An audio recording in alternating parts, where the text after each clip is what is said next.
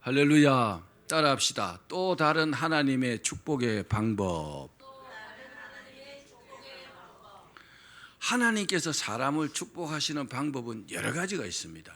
그거를요, 이 짧은 시간에 다 말씀드릴 수는 없고, 일반적인 그런 어떤 방법보다도 오늘은 이 이삭을 통한 하나님의 축복의 방법을 말씀드릴 때 큰 은혜의 시간 되기를 주의 이름으로 축원합니다.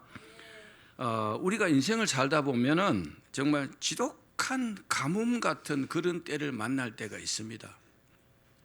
지독한 가뭄 때는요, 뭘 할 수 있어요? 아무것도 할 수 없어요.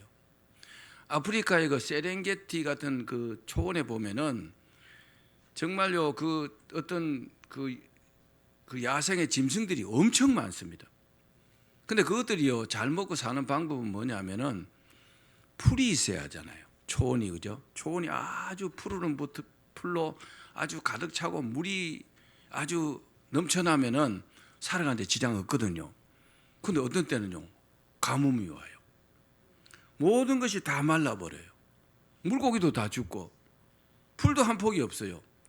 그런 때가 있단 말입니다. 우리 인생에도요, 그런 때가 있습니다. 열심히 내가 사업을 하는데, 열심히 달려왔는데 사업이 막 기울어요. 또 성실하게 살아왔는데 내용은요, 빚더미에 앉아 있습니다. 그래서 우리의 삶의 중요한 통장이요, 바닥을 보일 때가 있습니다. 여러분들도 아마 경험들이 있을 것입니다. 그때 우리는 하나님께 묻습니다. 하나님, 제가 뭘 잘못했습니까? 저도 하나님 앞에 올바르게 살려고 막 애를 쓰고 산다고 사는데 제 인생은 왜 이렇습니까? 왜 자꾸 제 삶의 우물은 자꾸 말라만 갑니까? 어떻게 하면 됩니까? 오늘 본문의 이삭도요, 똑같은 절망 앞에 서 있었습니다. 여러분, 이삭이 왜 축복받은지 아십니까? 우리 설교를 들어보시면요, 아, 그렇구나, 저렇게 복받는 방법도 있구나, 여러분들이 그렇게 느끼실 것입니다. 이삭의 아버지가 누굽니까? 아브라함이잖아요, 그죠? 아브라함 때에 아주 극심한 흉년이 있었습니다. 가뭄 때문에. 근데 그 흉년이요, 그 가뭄이요, 다시 또 찾아온 겁니다. 누구 때요? 이삭 때에 찾아온 겁니다. 당장 먹을 물도 없어요. 짐승에게 줄 풀도 없고 아주 지독한 가뭄을 만났습니다. 여러분들이 이삭의 입장이라면 어떻게 되겠습니까? 이삭은요, 그래서 짐을 쌌습니다. 어떻게 하려고요? 이사를 가려고, 다른 곳으로 가려고. 어디로요? 아주 나일강 때문에 비옥한 그 풍요의 땅 애굽으로 가기 위해서. 어떻게 보면 당연하잖아요, 그죠? 어떻게 보면 인간의 상식이에요. 기근을 피해서 다른 곳으로 가야 되잖아요. 풍요한 곳으로. 상식이죠. 그게 어찌 보면 인간의 유일한 생존 전략인지도 모릅니다.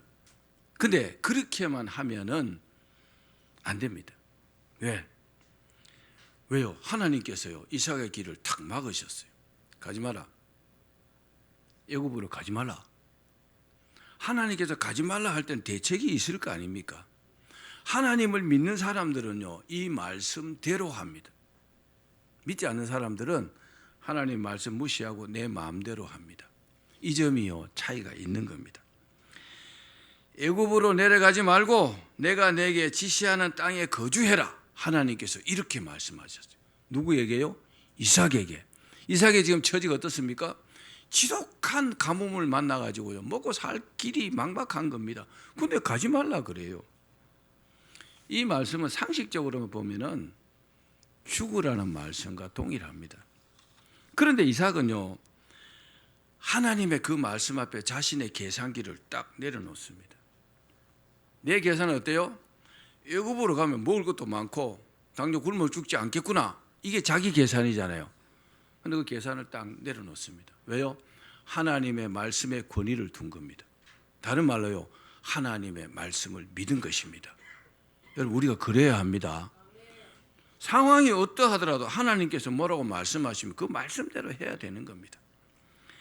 오늘 이 이삭의 선택과 그 뒤에 숨겨진 세 가지 영적 원리가 있습니다. 그 영적 원리를 통해서 우리의 마른 삶에 100배 축복의 역사가 있기를 먼저 주님의 이름으로 축원합니다. 자, 그러면 이삭이 100배로 축복받은 원리가 뭘까요? 세 가지 원리가 있습니다. 자, 첫 번째는 여러분, 하나님의 축복은 환경이 아닙니다. 내가 환경이 좋기 때문에 복받는다 아니고 말씀에 순종하는 머무름입니다. 하나님의 말씀에 순종하는 그 머무름에서 하나님의 축복이 시작된다는 것을 우리가 믿어야 합니다. 그렇습니다. 축복의 제1조건은 뭐냐? 지리적 조건이 아니고 영적인 위치입니다. 우리는 영적인 사람이잖아요. 그죠? 하나님은 영이시잖아요. 우리는 하나님의 자녀이잖아요. 우리 몸 안에요, 영혼이 들어있어요. 영과 혼과 육이다 그러잖아요. 영혼 육이라 그러잖아요. 육체보다 영혼이 훨씬 더 중요한 겁니다. 그래서 우리가 기도해야 되는 겁니다. 이 영혼이 기도하면 하나님과 소통하잖아요. 하나님과 내용을 주고받는다고요. 기도가 그거잖아요. 그렇죠? 이 어떤 영적인 위치, 이게 가장 중요합니다. 우리는 좋은 상권, 좋은 직장, 좋은 시기를 만나야 복을 받는다고 생각하기가 쉽습니다. 그러나 성경적인 복은 뭐냐? 하나님께서 머물라 하신 그 자리를 지킬 때 임한다는 것을 여러분 믿으십시오. 내 마음대로 하는 게 아니잖아요. 지난주에 말씀드렸죠. 사람이 자기의 길을 계획할지라도 그 걸음을 인도하시는 분은 하나님이시라고요. 하나님 시킨 대로 해야 되는 겁니다. 그게 최선인 줄로 여러분 믿으시길 바랍니다. 이삭이 머무른 이 그랄은요, 기근의 땅이었지만 이곳이 축복받은 땅인 이유가 뭡니까? 하나님께서 그곳에 계시기 때문에 축복의 땅이 된 것입니다. 그냥 육신적으로 보면 어때요? 가뭄이 임해가지고 기근이 임해가지고 풀 한 폭이 안 나는 그런 곳이었지만 하나님께서 이곳에 머물라. 그것은 하나님이 계신 곳입니다. 하나님의 축복이 임한 곳입니다.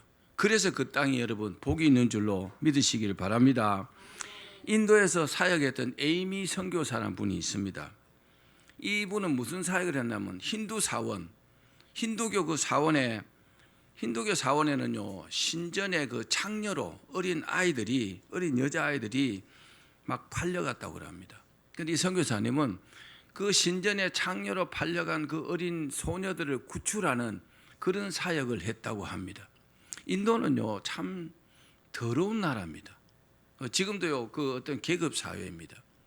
그게 최하층 빈민들은요 정말 사람 취급을 못 받습니다. 소보다 훨씬 못합니다. 짐승보다 못한 그런 취급을 받는 나라입니다. 그런데 에이미는 참 자신이 무능하다 생각했어요. 그런 사역을 하다 보니까 힘이 있어야 되잖아요. 그런데 선교사가 무슨 힘이 있습니까? 그리고 또 어떤 풍토병, 극심한 박해, 경제적 결핍으로 이거 내가 할 사역이 아니다. 내가 이 자리를 떠나야 되겠다. 왜요? 좌절해가지고 그 사역도 잘 안 되고 이러니까 그렇게 했습니다. 그런데 이 선교사님은 에이미 선교사님은 55년 동안 한 번도 그 자리를 떠나지 않았다고 합니다. 자기가 떠나고 싶었지만 기도하면요 하나님께서 떠나지 말라고 하는 겁니다. 네가 할 일은 이거라는 거죠. 그래서 55년 동안 계속 그 일을 했어요.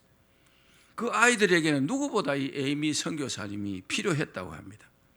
그래서 자신의 안위보다도 자기 생각보다도 하나님의 말씀을 따라서 그 아이들을 구출하는 일을 55년 동안 했다고 합니다. 어떻게 됐을까요? 이 에이미 선교사의 노력으로 수천 명의 아이들을 구출했다고 합니다. 그 사원의 창녀로 바쳐지는 그 어린 아이들을 말입니다. 그래서 도나부루 공동체라는 공동체를 세웠습니다. 그래서 인도의 수많은 영혼이 그녀를 통해서 하나님의 사랑을 경험했어요. 에이미를 통해서 구출된 그 아이들에게 복음을 전하고 그들을요 다 부모에게 돌려보내기도 하고 그랬다고 합니다. 그녀는 믿음으로 그것을 떠나지 않았습니다. 상황을 보고 떠나지 않았다는 겁니다. 그리고 전 세계 선교사들에게 가장 큰 영감을 주는 그런 정말 좋은 모델이 되었다고 합니다. 여러분 우리도 살다 보면요 어려움을 겪잖아요. 그 상황만 보고 어떤 진로를 결정하시면 안 된다는 겁니다. 그때는 뭘 해야 될까요? 반드시 하나님께 기도해 봐야 합니다. 하나님이 상황을 어떻게 할까요? 어떻게 하면 되겠습니까? 그러면 하나님의 자녀가 그렇게 물어보는데 답을 안 주실까요? 그런 하나님이 아니십니다. 꼭 기억하기를 바랍니다. 두 번째 원리는 이삭은 기근 때에 심었습니다.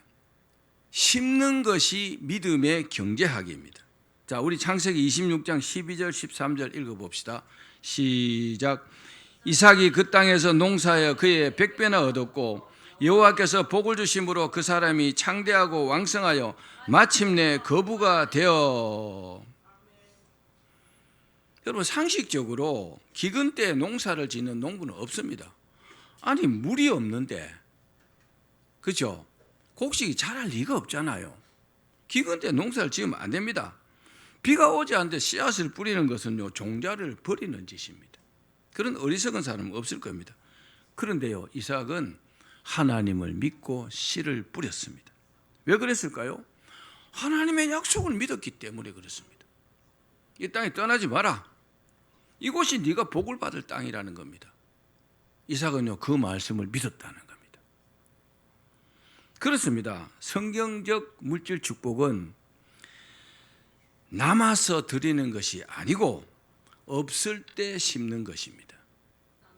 여러분, 정말요, 기적을 경험한 수많은 그리스도인들이 정말 자기 처지가 어려움에도 불구하고 하나님께 이렇게 심었을 때 기적이 나타난 역사가요, 수도 없이 많다는 사실을 우리는 알아야 합니다. 하나님께서는 우리의 어떤 통장의 잔액을 보시는 것이 아니고 우리 마음의 우선순위를 보십니다. 여러분, 우리 인생에서 그 어떤 것보다 하나님을 우선시하십시오. 따라합시다. 하나님이 최고입니다. 하나님이 최고입니다. 하나님이 가장 먼저입니다. 어떤 한 집사님은 중소기업을 운영했는데 근데 사업이 실패를 했어요. 엄청난 빚을 졌다고 합니다. 그러니까 사업하던 사람이요, 사업이 어려워지면 가족의 생계도 막막한 겁니다. 회사 운영도 안 되고요. 그래도 그는요, 이런 생각을 했다고 합니다. 내가 하나님께 드리는 것은 멈추지 않겠다. 왜 이런 결심을 했느냐? 이 사람은요, 적은 수입에도 불구하고 하나님께 11조와 감사헌금 드리는 것을요, 절대로 빼먹지 않았다는 겁니다. 그 마음이 11조는 하나님 것이고 감사는요, 내가 하나님 은혜 가운데 사는데 당연히 드리는 것이고 그렇게 했다는 겁니다. 근데 그렇게 꾸준하게 하나님 앞에 믿음으로 헌신하는데 어느 날 한 거래처에서 대형 프로젝트를 이 사람에게 탁 맡겼다고 합니다. 여러분, 하나님 축복하시면요, 갑자기 이런 일이 생깁니다. 그거 한 개만 잘 되면 나머지 다 해결되잖아요. 그죠? 큰 프로젝트를 이제 맡겼는데 그것이 이분의 재기의 발판이 되어가지고 다시 이제 일어설 수 있었다고 합니다. 그리고 채무의 구조조정이 이루어져가지고 70%를 탕감받았다고 합니다. 30%만 이제 갚으면 되는 거죠. 그래, 그렇게 쭉 해서 회복이 돼갖고 5년 후에는요, 엄청난 기업으로 성장했다고 합니다. 실제로 있었던 일입니다. 그렇습니다. 하나님께 드리면요, 어떤 즉각적인 보상이 아니래도 인생의 방향을 바꾸는 씨앗이 된다는 것을 믿으십시오. 그래서 하나님은요, 우리의 마음을 더 귀하게 여기십니다. 내가 하나님을 최고로 여기고 하나님이라면요, 자다가도 벌떡 일어나는 그런 어떤 믿음을 가졌다면 그 사람이 복받지 않겠습니까? 여러분, 이게 복받는 비결인 줄로 믿기를 바랍니다. 물질 축복의 성경적 원리는 드림은 조건이 아니라 순서라는 겁니다. 하나님 먼저라는 겁니다. 따라합시다. 하나님 먼저다. 과거에 저도 이제 시골에서 자랐잖아요. 어른들하고 이렇게 밥상을 이렇게 이제 같이 겸상을 하면은 숟가락 하나 놓는 것도 어른 먼저 이렇게 놓잖아요. 그죠? 아이 먼저 주면 그건 사실은 그게 안 맞는 거잖아요. 근데 어린아이 먼저 주고 할아버지를 제일 나중에 주면 할아버지가 아이 저놈이 말이야 뭘 잘 모르네 그럴 거잖아요. 근데요 하나님은 다른 걸 원하는 게 아니에요. 하나님을 최우선시하라는 겁니다. 순서적으로 볼 때 하나님은 항상 영순이라는 겁니다. 아멘. 우리 마음속에요 그런 것이 있어야 합니다. 하나님이 최고예요. 예배가 가장 중요한 겁니다. 왜? 우리 이전 집사님 갑자기 쓰러졌다 그랬잖아요. 주간에. 그 길로 못 깨어났으면 끝나는 거잖아요. 어디로 갑니까? 하나님께 가잖아요. 어떻게 될지 모르는 거잖아요. 하나님이 최고인 겁니다. 하나님이 제일 우선시해야 되는 겁니다. 여러분 그런 믿음으로 그런 정신으로 살기를 바랍니다. 하나님께 드리면요 액수가 아니고 믿음의 깊이입니다. 내가 하나님께 드릴 때 하나님께서 정말 나를 귀하게 여기시고 내가 최고로 귀하게 여기는 하나님께 내가 먼저 드린다. 그걸 성경에서 뭐라고 했어요? 과부의 2렙돈. 예수님께서 엄청 칭찬했잖아요. 자기 생활비 전부를 거기다 넣었다는 거예요. 2렙돈밖에 안 돼요. 동전 2개밖에 안 되지만 부자보다 훨씬 적게 넣었지만 그 어떤 마음, 그 어떤 믿음, 하나님을 우선시하는 그 마음 말입니다. 또 사르밧 과부가요 자기와 아들이 먹고 죽을 가루 한 움큼 그걸요 자기가 안 먹고 하나님께 드렸잖아요. 엘사가 달라 할 때 준 겁니다. 어떤 그런 마음, 그런 믿음, 하나님을 소중하게 여기는 마음, 하나님을 귀하게 여기는 마음, 그런 것이요 우리 마음속에 있어야 합니다. 우리가 영원히 살지 못합니다. 또 우리가 정말 하나님의 축복을 받기 위해서는요 이것이 가장 중요하다는 것을 여러분 믿으시기를 바랍니다. 하나님은요 없어서 못 주시는 분이 아닙니다. 하나님이요 뭘 우리가 원하는데 없는데 다음에 내가 만들어 줄게 그런 분이 아니라는 겁니다. 하나님은요 언제든지 우리에게 주실 수 있는 분이라는 사실을 믿으시기를 바랍니다. 자, 헌금은 뭐냐? 투자보다도 신앙의 고백이라 할 수 있습니다. 어떤 계산이 아니고 하나님의 주권의 인정입니다. 축복받는 사람들은요 이런 기본이 다 되어 있습니다. 하나님께서 이런 사람의 손이 막힐 때 하늘의 통로를요 확 열어주신다는 것을 믿으십시오. 그렇습니다. 이삭이 받은 100배의 축복은요 그냥 온 것이 아닙니다. 자신의 생명과도 같은 그 씨앗을 하나님의 땅에 심었기 때문에 거룩한 배당금이 된 것입니다. 여러분 교회가 어려울 때 여러분도 어렵죠, 그죠? 어렵지만 교회가 얼마나 어렵겠나 하고 그런 어떤 감동이 왔을 때 작은 헌금이라도 이렇게 드린다면 하나님 얼마나 귀하게 여기시겠습니까?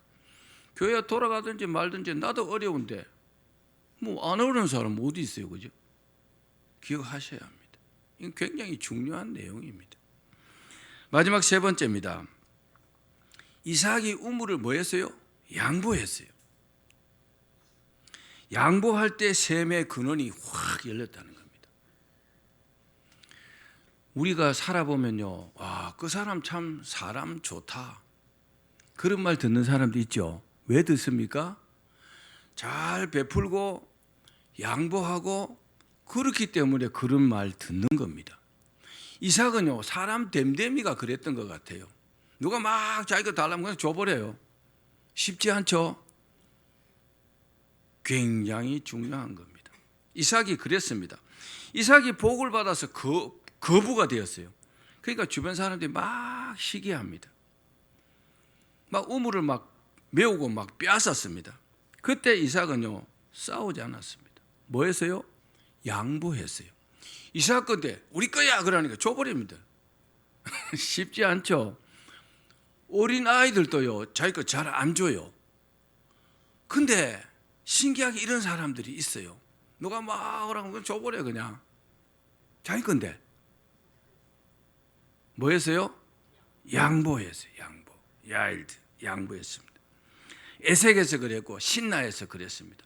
그때 우물 하나가요 지금 돈으로 한 3억 정도 된다고 합니다. 가치가 3억 정도 되는 것을 내 거야 다 그래 줘버립니다. 또 내 거야 줘버립니다. 쉬울까요? 안 쉬워요. 거기에 뭐가 있었어요? 이삭의 사람 됨됨이가 있었다는 겁니다. 내 거지만 굳이 네가 원하면 그래, 네 가져가라. 누가 보고 있어요? 하나님이 딱 보고 있어요. 와, 저놈 진짜 보통 마음이 아니구만. 왜요? 세상 모든 것은 하나님 것인데 주면요 하나님 또 주시면 되는 거잖아요. 뺏어가니까, 양보하니까 하나님 또 주셨어요. 또 뺏어가니까 또 주셨어요. 나중에는 아주 큰 거 줬습니다. 그게 뭡니까? 르호봇입니다. 르호봇. 르호봇이라는 것은 아주 넓은 장소라는 뜻입니다. 조그마한 걸 한 개, 두 개 뺏어가니까 하나님께서 왕창 주신 겁니다. 할렐루야. 왜요? 이삭이 양보하는 사람이었기 때문에. 왜 양보했을까요? 하나님을 믿고 양보한 겁니다. 이게 중요한 겁니다. 내가 이렇게 해도 하나님 나를 기억하시고 축복하실 거야. 그냥 줘버리는 겁니다.